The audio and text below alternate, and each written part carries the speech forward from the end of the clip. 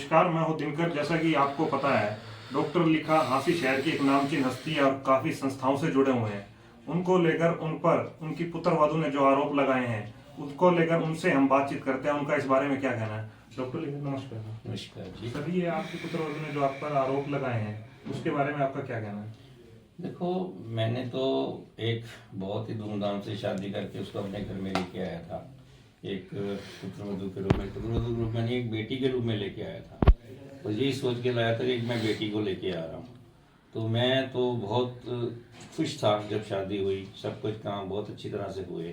तो अब जो आरोप लग रहे हैं वो तो मेरे को समझ में नहीं आ रही। वो तो आप ज़्यादा बता सकते हैं क्या क्या आरोप लगा रही है। तो मेरे को अभी तो इस बारे में कुछ समझ में नहीं आ रहा है।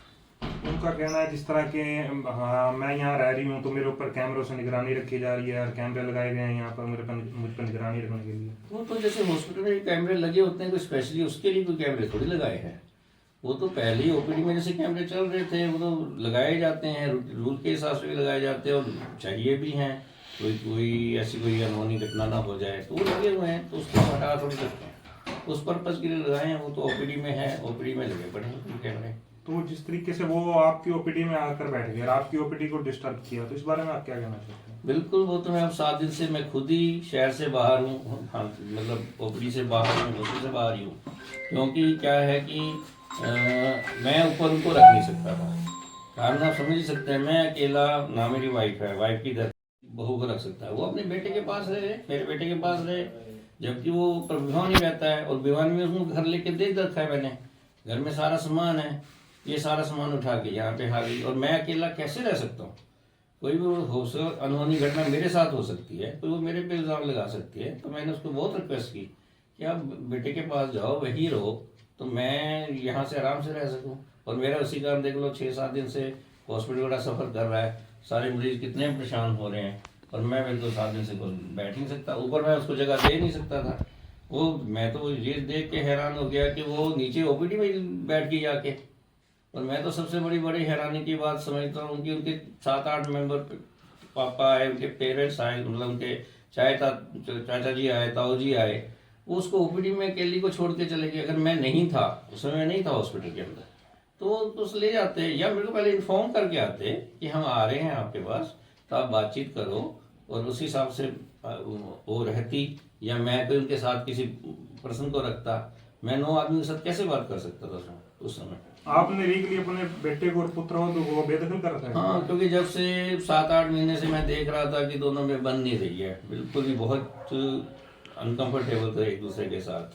क्योंकि इसका शॉर्ट टेम्पर बहुत है, गुस्सा बहुत करती है, तो वो बेचारा बहुत परेशान हो जाता था। वो इसकी बातें सुन सुन के इवन हाइपरटेंशन का पेशेंट हो चुका है, बीपी उसका हाई रहने लग गया है।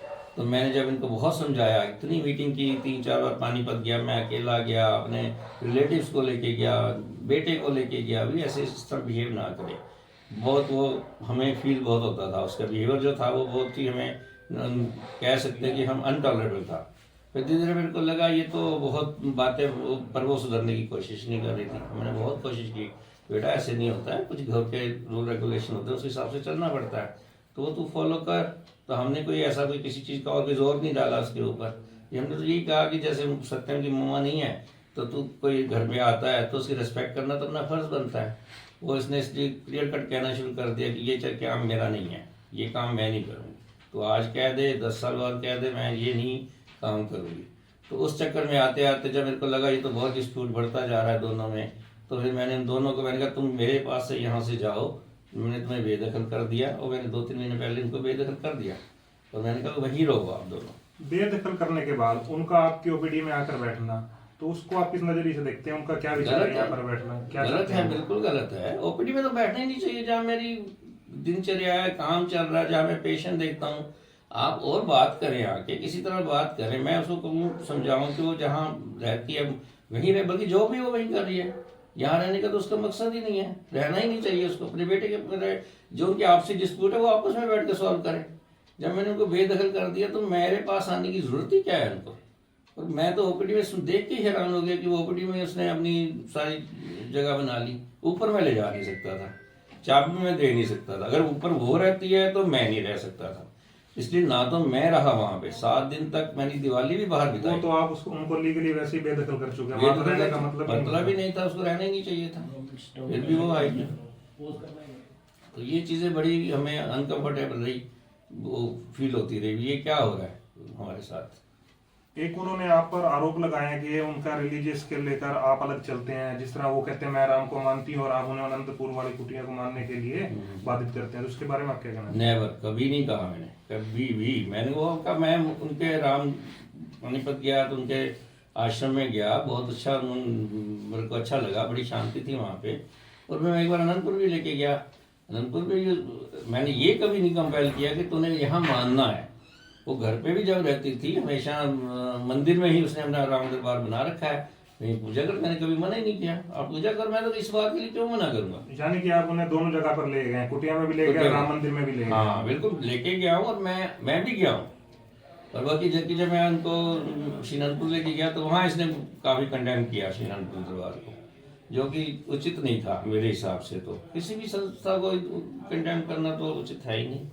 मतलब आप जो उन्हें जो वो रामचंद्र को मानते हैं, आप उनको उनके साथ हैं, उसको मानने के लिए उनका समर्थन किया बिल्कुल आपने? बिल्कुल, वो आजाद है उसको मानने के लिए, बिल्कुल आजाद है, कभी मैं क्यों मना करूंगा। इसके अलावा उन्होंने आपके ऊपर मारपीट वगैरह के भी आरोप लगाए हैं, तो उसके बारे में नेवर, कभी सत्यम का ले लो, मैंने ले लो, कभी हमने हाथ उठा के नहीं लिया, कभी हो ही नहीं सकता।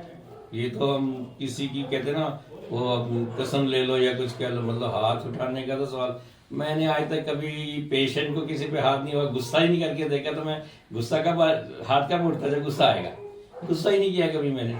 मैं अपने आप को गर्व करता हूँ कि मैंने आज तक जिंदगी में गुस्सा ही नहीं करता, कई महीनों निकल जाते मैंने किसी को गुस्सा किया, बस सिंपल ये चीज तो है। इसके अलावा कोई वो आपके ऊपर कोई और आरोप वगैरह? मेन ये चीजें होती थी कि वो कुछ डिमांडिंग नेचर की रहती थी हमेशा। अब लेटेस्ट उसी मांग थी कि मेरे को गाड़ी लेके दो। हमने कहा भी जब अभी सत्यम के पास गाड़ी है, तुम गाड़ी यूज कर लो, जैसे वो यूज करता है तू भी कर लिया कर कभी। नहीं, अपनी गाड़ी तो अपनी होती है, अपनी गाड़ी का अलग मजा होता है।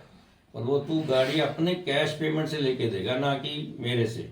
हमें ये भी नहीं पता उसकी पे कितनी आती है, कितनी पे है, हमने कभी आज तक उससे कभी मांगी नहीं उससे। पर हमने कहा कि उसी से तू अपना वो कर ले, क्या नाम है, गाड़ी की लोन किस्त ले ले, क्योंकि सत्यम की गाड़ी की लोन किस्त चल रही थी, तू गाड़ी की लोन किस्त ले ले। वो कहते नहीं, तू अपने गाड़ी भी तू अपने पैसे से कैश लेके दे। तो ये बड़ा हमें कई चीज चुभती थी कि बताओ, कोई तेरा पैसा मेरा पैसा, क्या पैसा होता है। अब जब हस्बैंड वाइफ की शादी होगी तो दोनों का कॉमन पैसा हो गया, और मैंने उन्हें कभी पैसा मांगा नहीं, मेरे को जरूरत ही नहीं है। वो अपनी खर्च करें, दोनों जैसे मर्जी यूज करें, हमें कोई प्रॉब्लम नहीं है। आपने देखा कि किस तरीके से डॉक्टर लिखा ने अपने ऊपर लगे आरोपों का बिल्कुल बेबाकी से जवाब दिया, और उन पर जो आरोप लगाए गए हैं उनको उन्होंने बिल्कुल गलत करार दिया है। धन्यवाद।